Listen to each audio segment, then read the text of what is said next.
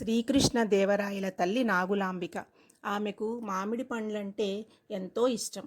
ఆమె చివరి రోజుల్లో మరణశయ్యపై ఉండగా మామిడి పండ్లు తినాలని బుద్ధి పుట్టి మామిడి పండ్లో అంటూ కలవరించడం మొదలుపెట్టింది.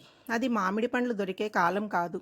అయినా రాయలవారి ఆజ్ఞతో వెదికి వెదికి మామిడి పండ్లు తెచ్చేలోపునే సమయం దాటిపోయింది. మామిడి పండ్లు తినాలనే కోరిక తీరకుండానే ఆమె మరణించింది. తల్లి కోరిక తీర్చలేకపోయినందుకు రాయలవారు చాలా బాధపడ్డారు.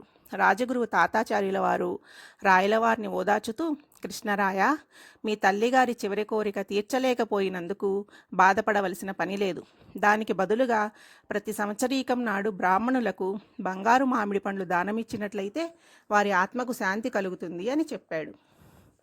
ప్రథమ సంవత్సరీకం నాడు రాయలు తాతాచార్యుల మాట ప్రకారమే వచ్చిన బ్రాహ్మణులందరికీ బంగారు మామిడి పండ్లు దానంగా ఇవ్వడం జరుగుతుంది అని చాటింపు వేయించాడు. ఈ వార్త తెలిసి దేశం నలుమూలల నుండి వేల సంఖ్యలో బ్రాహ్మణులు తరలి రాసాగారు. వేల సంఖ్యలో బంగారు మామిడి పండ్లంటే మాటలా? దాదాపు ఖజానా ఖాళీ కావచ్చునని భావించిన తిమ్మరసు తెనాలి రామకృష్ణునితో ఈ పద్ధతిని ఎట్లయినా ఆపించాలని కోరాడు. రాయలవారు దానమిచ్చే చోటునకు దగ్గరలోనే ఒక కమ్మరి కొలిమి ఉంది. రామకృష్ణుడు ఆ కొలిమిలో 2 బంగారు కడ్డీలను ఎర్రగా కాల్పించి వచ్చిన వారికి ఎన్ని వాతలు కావాలంటే అన్ని వాతలేయమని కమ్మరివానితో చెప్పి బ్రాహ్మణులు వచ్చే దారిలో నిలబడ్డాడు.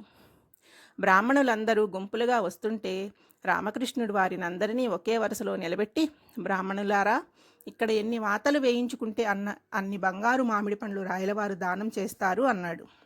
బంగారు మామిడి పండ్లపై ఆశతో కొందరు 2, ఇంకొందరు 3, బాధ ఓర్చుకోలేని వారు 1 వాతలు వేయించుకున్నారు.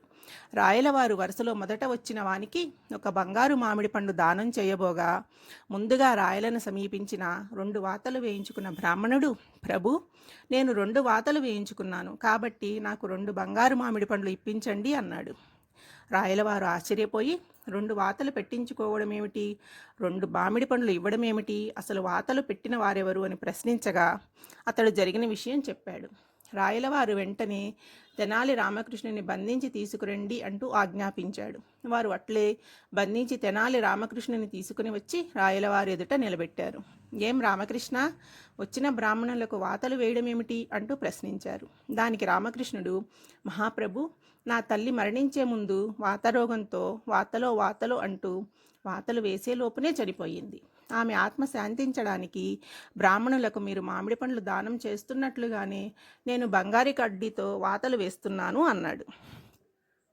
వాతలు వేస్తే మీ తల్లిగారి ఆత్మ శాంతిస్తుందా అని రాయలు ప్రశ్నిస్తే వెంటనే రామకృష్ణుడు, బంగారు మామిడి పండ్ల దానంతో తమ తల్లిగారి ఆత్మ శాంతించినప్పుడు బంగారు కడ్డీతో వాతలు వేస్తే మా తల్లిగారి ఆత్మ శాంతించకపోతుందా ప్రభు అని తిరిగి ప్రశ్నించాడు. రాయలవారు తాతాచార్యుల వారి దురుద్దేశం పసిగట్టారు. బ్రాహ్మణులకు మాత్రమే దానం చేయాలా?